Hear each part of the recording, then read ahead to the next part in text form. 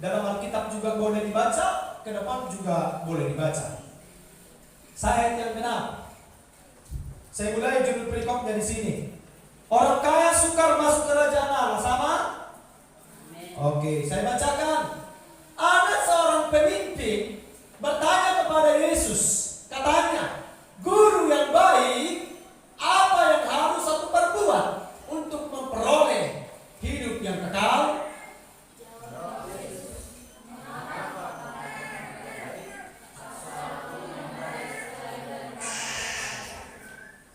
Engkau tentu mengetahui segala perintah Allah. Jangan berzina, jangan membunuh, jangan mencuri, jangan mengucapkan saksi dusta, hormatilah ayahmu dan ibumu.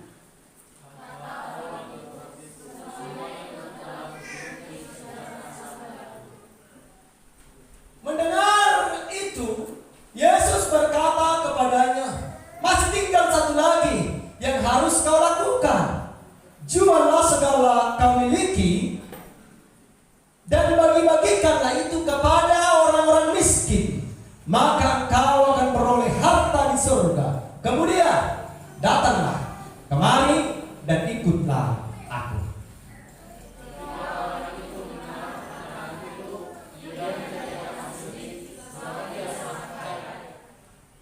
Lalu Yesus memandang dia dan berkata, "Alangkah sukarnya orang yang beruang masuk ke dalam kerajaan Allah."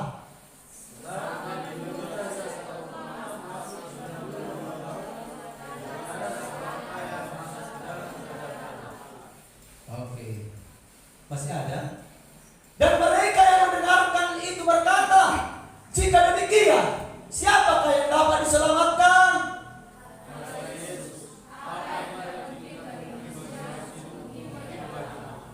Amin.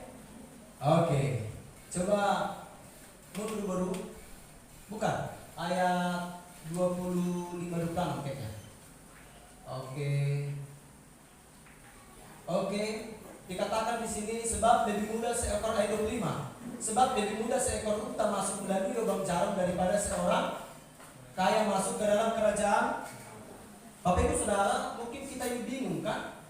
Gimana ceritanya unta masuk ke lubang jarum? Jangan Bapak Ibu Saudara pikir lubang jarum yang menjarum Bapak Ibu Saudara menjarum kain di rumah. Itu sudah tidak masuk akal ya. Jadi saya jelaskan berdasarkan teks Alkitab waktu itu. Next. Lanjut. Bukan. Oke, stop. Bapak Ibu Saudara, bagi orang Yahudi masuk ke kota Yahudi ada dua jalan. Yang pertama itu gerbang. Gerbang itu jelas luas. Lalu Bapak Ibu Saudara, ada jam-jamnya gerbang ini akan ditutup. Setelah itu ditutup tidak bisa dibuka. Jalan alternatif itu lubang jarum, namanya itu. Perhatikan dulu itu. Nampak kan? Nampaknya ini kan?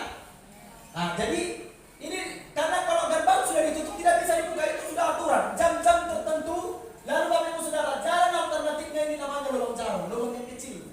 Jadi seorang unta susah. Jadi kalau unta mau lewat ya susah, harus itu kan tunggu, dia tunggu, turunkan dulu barang-barang baru bisa. Susahnya setengah mati.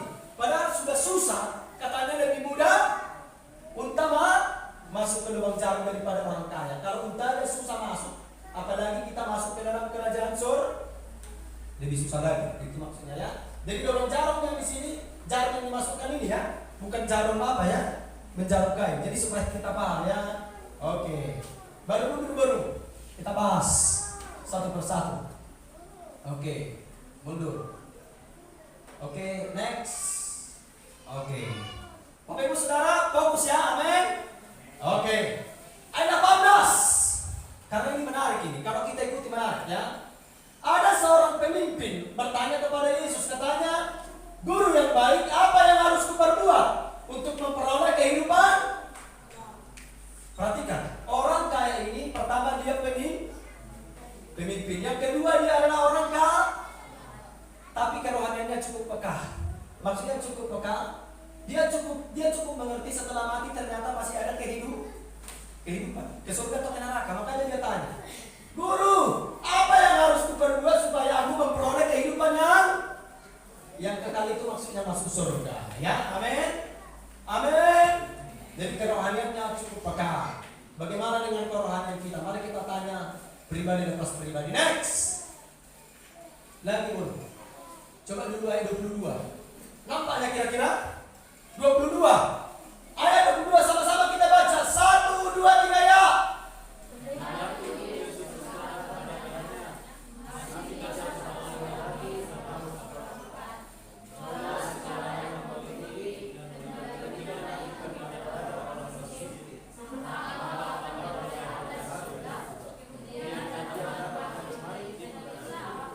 Oke, stop. Ini menarik ayat 22 ini. Perhatikan ya. Juallah segala yang kau miliki dan bagi-bagikanlah itu kepada orang-orang. Lalu setelah itu engkau datang kepadaku, baru ikutlah. Mulai muncul pertanyaan. Amang pendeta, apakah kami mau mengikut Tuhan Yesus harus menjual harta kami? Ataukah kami mengikut Yesus harus miskin? Pertanyaannya, bolehkah pengikut orang-orang yang mengikut Kristus kaya? Saya tanya Bapak Ibu Saudara. Boleh orang-orang yang mengikut Kristus kaya? Boleh orang-orang pengikut Kristus kaya? Hah? Boleh atau tidak? Oke, Bapak Ibu Saudara, saya berikan contoh. Ayub, Abraham, mereka adalah orang-orang kaya. Alkitab catat, nanti baca. Mereka kaya karena Tuhan yang berkati. Oke? Tetapi persoalannya Bapak Ibu Saudara, mereka menarik, mereka kaya, tujuannya jelas. Amin. Amin. Mereka kaya bukan mempertuhankan kekayaan itu. Mereka kaya tetap mempertuhankan Tuhan, dan mereka kaya tetap mereka pakai kekayaan itu untuk memuliakan. Jadi jangan bilang anak Tuhan tidak boleh kaya, harus kaya. Amin. Jadi tujuannya kalau kamu kaya, kasih hartamu membangun gereja. Itu tujuannya. Amin. Ayub jelas dikatakan Ayub kaya karena Tuhan memberkati. Bahkan Alkitab katakan sampai sejaman Ayub yang paling kaya waktu itu. Alkitab catat, nanti baca. Itu karena Tuhan yang berkati. Abraham juga kaya karena Tuhan yang berkati. Jadi anak Tuhan boleh kaya ya. Amin. Tetapi jangan pertuhankan kekayaan. Nah, itu kedua ya. Amin. Oke. Jadi kesimpulannya anak Tuhan boleh kaya, tetapi kekayaan itu untuk memuliakan Kristus, bangun gereja, ya kan? Apalagi membantu orang-orang miskin, orang-orang susah, yatim piatu. Kalau kita tidak punya uang, kita bantu dengan apa? Oke. Baru next guru, supaya kita bahas satu persatu ya. Ini menarik ini.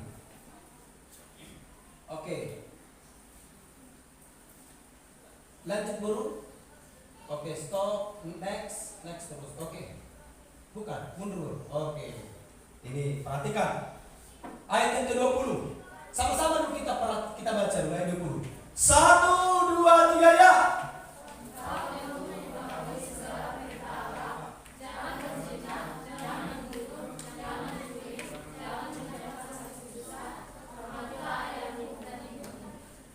Bapak Ibu Saudara tahu yang diucapkan Yesus ini, jangan berzina, jangan membunuh, jangan mencuri, ini apa ini? Ini apa ini? Hukum tak? Oke. Orang kaya itu adalah dia sebenarnya ahli Taurat. Makanya Yesus ngomong, engkau tentu mengetahui ya, tahulah. Orang dia ahli Taurat, belajar Taurat siang dan malam. Jadi tidak perlu, kamu tahu lah itu kata-kata.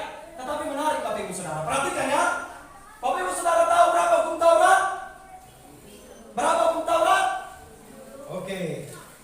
Ini menarik ini. Coba mundur dulu ayat. Sebentar dulu, mundur lagi. Ini menarik ini. Lagi sebentar, pelan-pelan dulu. Nanti enggak. Coba naik lagi. Oh, stop. Oke. Bukan. Coba lagi naik pelan-pelan. Lagi next. Bukan. Mundur kayak yang tadi ya, Bu. Ayat pertama itu. Ayat 2. Iya, next lagi naik. Stop. Lagi next pelan-pelan. Bukan, naik. Oke kan, lanjutkan baru lanjutkan. Stop pelan.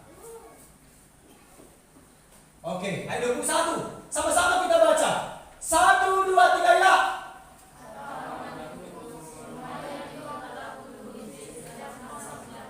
Oke, ini menarik ini. Bukankah engkau tahu hukum Taurat? Engkau tentu tahu, jangan berzina, jangan membunuh, jangan mencuri, jangan mengucapkan saksi dusta, hormatilah ayahmu dan dia dengan gagah perkasa ngomong, Tuhan, itu sudah kulakukan sejak apa katanya? Sejak masa? Siapa di sini yang berani angkat tangan yang sudah melakukan jangan berzina, jangan membunuh, jangan mencuri, jangan mengucapkan saksi dusta, hormatilah ayahmu dan ibumu. Yang sudah melakukan ini, angkat tangan. Angkat tangan. Ada? Tapi orang ini ngomong, itu sudah kulakukan sejak masa mudanya. Ya kan?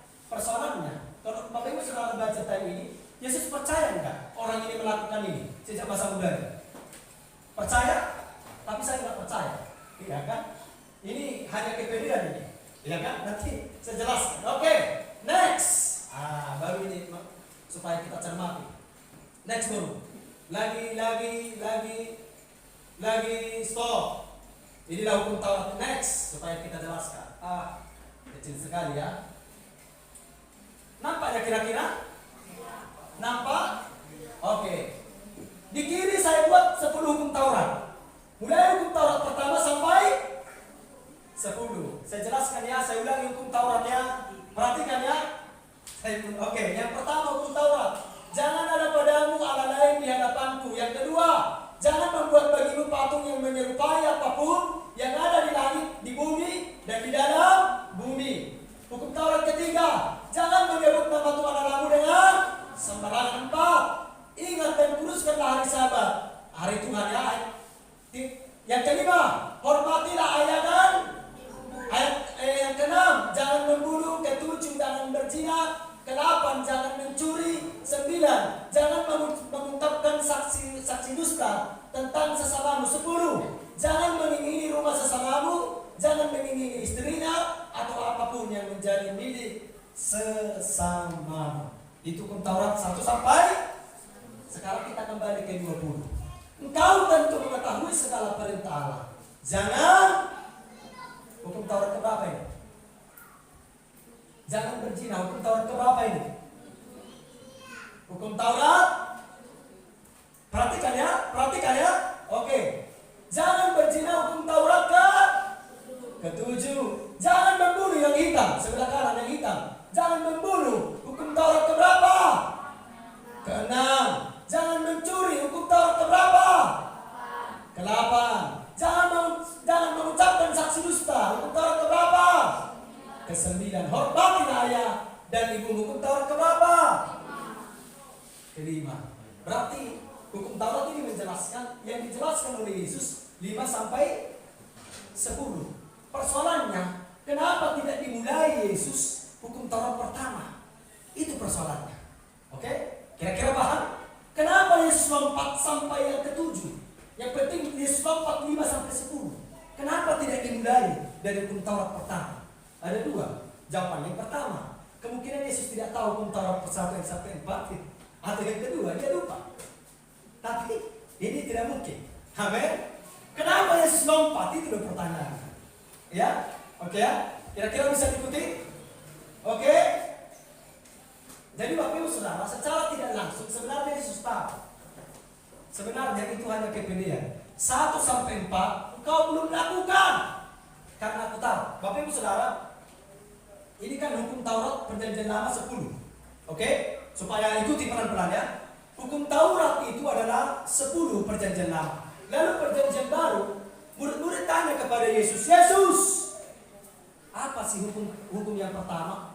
Yesus jelaskan. Hukum yang pertama adalah kasih Tuhan Allahmu segenap hati, segenap pikiran, segenap jiwa, dan segenap akal budi. Yang kedua, kasihilah sesamamu.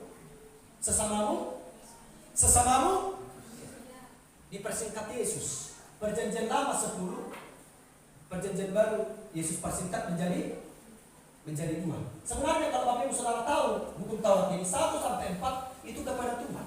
5 sampai 10 itu kepada sesat, dipersingkat. Oke ya, supaya paham kita. Tetapi Bapak Ibu Saudara, Yesus mengetahui orang ini bahwa dia sebenarnya belum melakukan hukum Taurat 1 sampai 4. Karena apa? Kalau kita baca nanti selanjutnya karena Tuhannya bukan Yesus, tetapi hartanya. Coba perhatikan, mundur baru. Memang agak ribet ini, agak ribet. Mundur baru, lagi, sampai stop. Lagi, pelan-pelan ya. Pelan-pelan, lagi, mundur. Oke, stop. Ayat 23, sama-sama kita baca. 1, 2, 3 ya.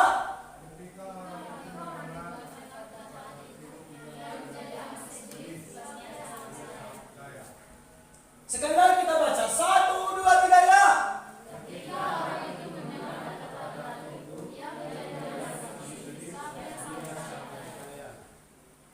Kenapa dia sedih? Karena dia sebenarnya dia sedih bukan soal kekayaannya. Iya kan? Bukan soal kekayaannya. Bapak Ibu Saudara, dia sedih karena Tuhan bilang, udahlah, jual seluruh hartamu. Kamu kan mau masuk kerajaan Allah, toh? Jual seluruh hartamu, baru ikut aku. Saya yakin dan percaya, kalaupun itu dilakukan, belum tentu Tuhan biarkan sampai dia jual hartanya. Belum tentu. Tapi perhatikan, dia ingin menguji. Tetapi kenyataannya itu, dia sedih karena dia sebenarnya bukan dia soal kaya, tetapi persoalannya hatinya melekat pada kekayaannya. Saya ulangi, tadi kan tema kita, letakkan hatimu pada Tuhan yang tepat. Kita boleh kaya, oke? Kita boleh mencintai pekerjaan kita. Memang pekerjaan, dengarkan baik-baik. Pekerjaan kita harus kita cintai, ya, supaya kita mengerjakan dengan sepenuh. Ladang kita harus kita cintai, supaya kita jaga dengan baik. Mobil kita harus kita cintai, supaya kita rawat. Tetapi cintai dia sebagai barang. Jangan kamu cintai dia sebagai Tuhan, itu kelirunya. Oke? Orang ini, dia sangat kaya sedih karena bila Tuhan bilang jual. Karena apa? Hatinya melekat sudah pada kekayaannya. Bukan soal hartanya banyak, tetapi dia mempertuhankan kekayaannya. Wah ini, dia kaya. Dia bukan mencintai harta itu sebagai, ya, kalau aku mati habis. Bukan. Tetapi dia mencintai. Bahkan dia mencintai Tuhan. Sekarang Tuhan tantang. Sekarang pilih aku. Ini persoalannya. Sekarang Tuhan tantang. Sekarang pilih aku. Jual hartamu atau ikut aku. Kan terbukti toh? Terbukti. Sekarang dia mau ikut mana? Hartanya atau Tuhan?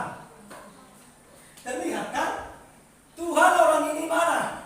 Hartanya atau Tuhan Yesus?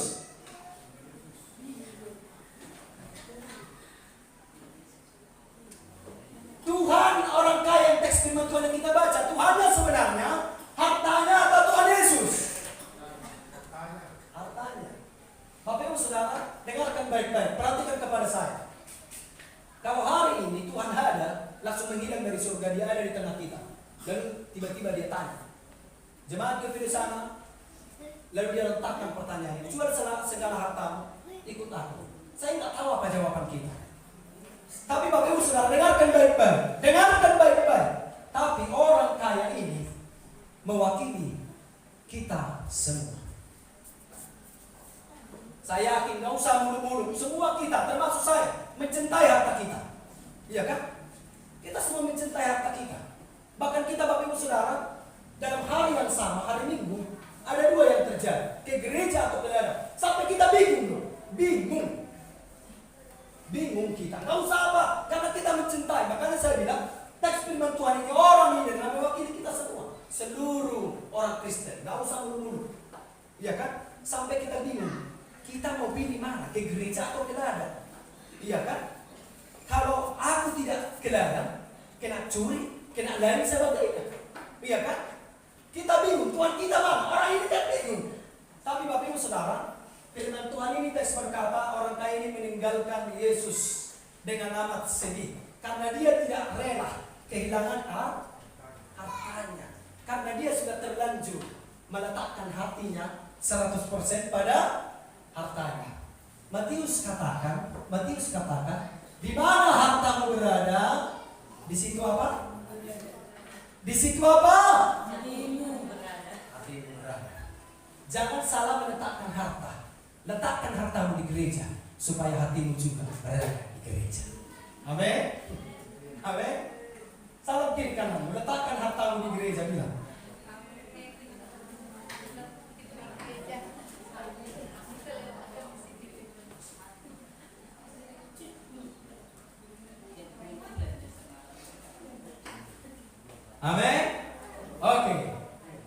Bapak Ibu Saudara, kira-kira mengerti ya?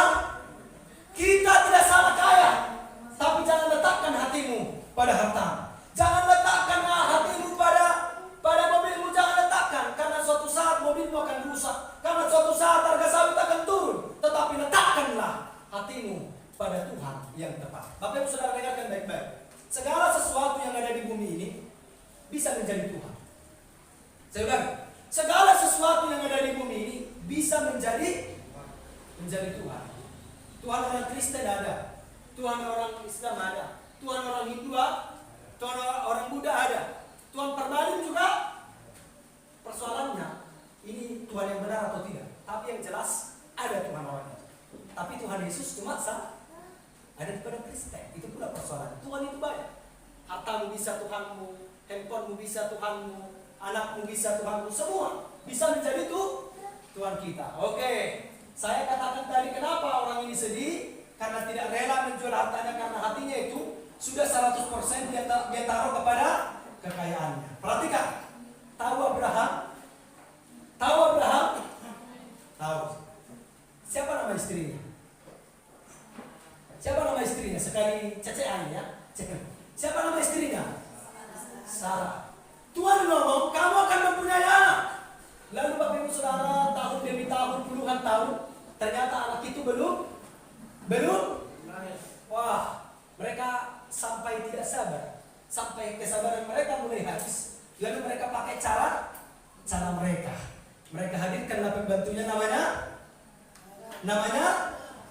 Hagar. Lalu Tuhan ngomong, tidak Abraham, bukan lewat itu, lewat Sarah. Lalu Abraham ngomong, Tuhan, Sarah kan sudah tua.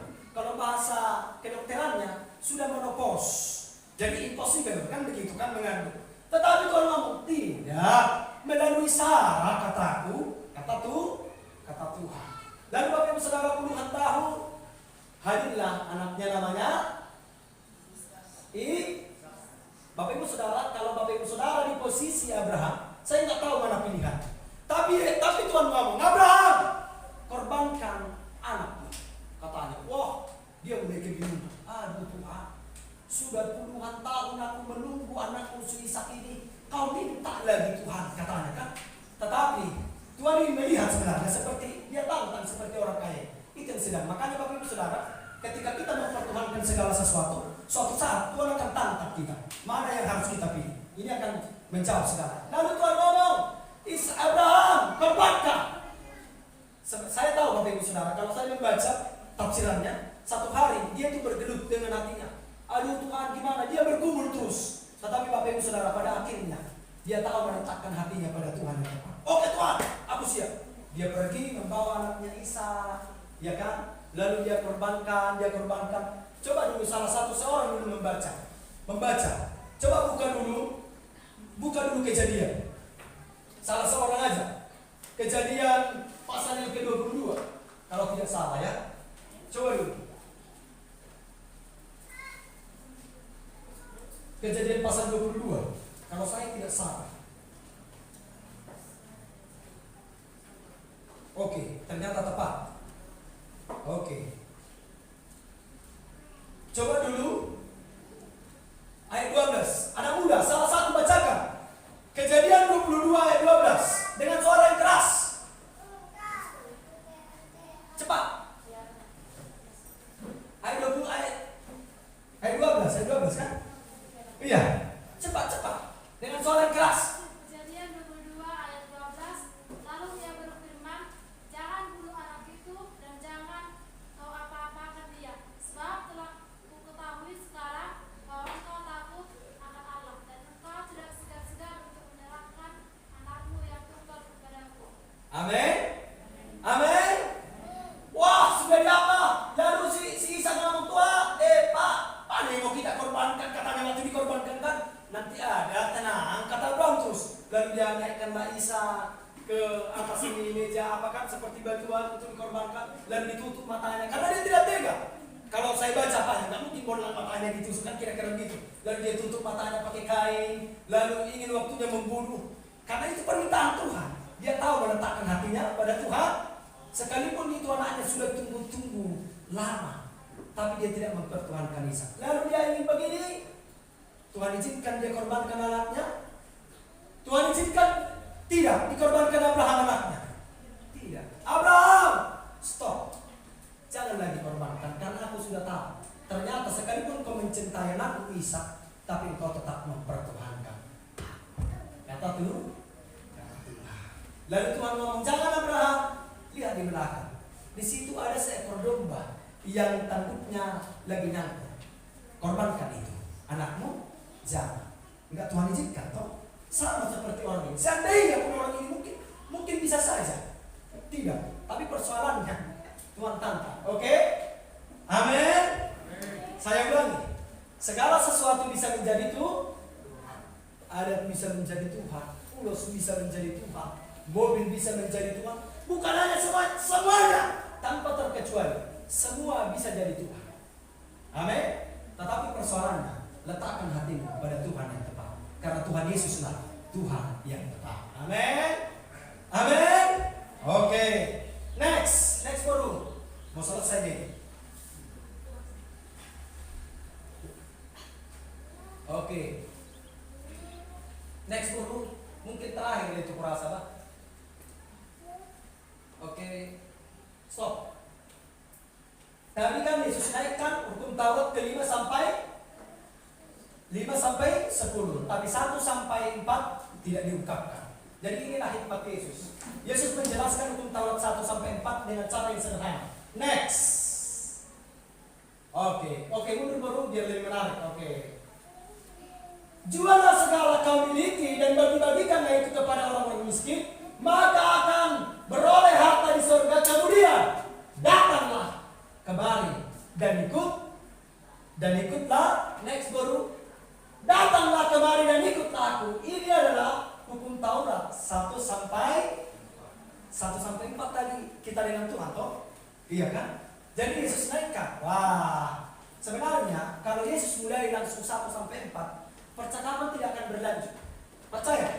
Percakapan dengan orang kaya ini tidak akan berlanjut sampai stop. Tetapi ketika dia katakan, wah sesama manusia, Bapak Ibu Saudara dengarkan baik-baik. Yang melakukan kebaikan, lebih gampangnya melakukan kebaikan kepada orang yang terlihat daripada yang tidak terlihat, ya kan? Jadi kalau melakukan sesama, menolong sesama boleh kita, tapi melakukan Tuhan untuk Tuhan ini yang paling susah, karena Tuhan itu tidak terlihat persoalannya, kan kira-kira begitu. Jadi Bapak Ibu Saudara, datanglah kemari dan ikutlah aku. Maka sedihlah hatinya, karena hatinya sudah melekat pada kekayaannya. Bapak Ibu Saudara, coba mundur dulu kepada hatinya sedih tadi, hatinya sedih.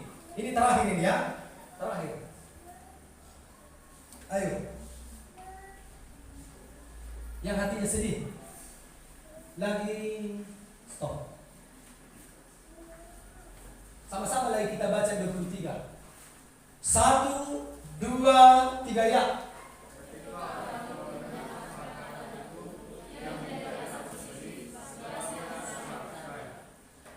Oke. Bapak Ibu Saudara, dengarkan baik-baik. Ini terakhir ini ya. Kita kan semua manusia mencintai kekayaan. Setuju atau tidak setuju itulah kenyataannya. Kita mencintai harta, kita mencintai kesenangan dunia. Tetapi Bapak Ibu Saudara, orang ini sedih tetapi tidak datang. Kalau Bapak Ibu Saudara baca teks ini sampai habis, setelah percakapan itu, orang ini tidak datang menjumpai Yesus, ya toh? Lalu seharusnya dia ngomong, Yesus, ampuni aku ya Tuhan. Aku tidak sanggup belum menjual seluruh hartaku, tapi aku mau mengikut Engkau. Gimana ceritanya? Kan kira-kira begitu. Kesadaran itu tidak ada pada orang ini. Kalau kita baca, setelah itu mereka langsung pisah. Yesus mengambil jalannya, orang ini mengambil jalannya sendiri. Bapak Ibu Saudara, dengarkan baik-baik. Kita kan semua manusia mencintai kekayaan. Dengarkan baik-baik. Kalau kita tidak mempertuhankan Tuhan yang benar, kita tidak akan mampu mengontrol kekayaan itu. Saya ulangi. Kalau kita tidak bisa mempertuhankan Tuhan yang benar, kita tidak akan bisa mengontrol kekayaan itu dengan benar. Amin. Bapak Ibu Saudara, kita susah mengontrol kekayaan. Hanya Tuhan yang bisa menolong kita. Tidak ada. keluarga pun tidak bisa. Pernah melihat keluarga berantem karena uang? Pernah? Dia jari-jari keluarganya ini, ya usah mau berdua jaramu, hepek, katanya kan, uang ngapain kau cari? Hartamu lah urus, katanya kan? Nggak bisa. Bukan begitu loh caranya ini, aman. Harus begini, udahlah, hartamu lah urus. Ujungnya jadi bertengkar. Karena dia gagal mengontrol harta itu. Jadi hanya, dengarkan baik-baik, hanya Tuhan satu-satunya yang mampu, yang bisa menolong kita mengontrol kekayaan. Cukup, tidak ada yang lain. Istrimu pun gagal, suamimu pun tidak bisa, anak-anakmu pun tidak bisa, orang tuamu pun tidak bisa. Aduh, susah mengontrol uang itu, Amina. Susah mengontrol kekayaan itu. Makanya orang sampai bunuh-bunuhan, saking susahnya. Tetapi kalau kamu mempertuhankan Tuhan yang benar, Dia akan menolong kita, memampukan kita untuk mengontrol kekayaan itu. Amin. Jadi oleh karena itu Bapak Ibu Saudara, kita boleh kaya ya. Jemaat Kebun sana semuanya harus kaya supaya bisa membangun,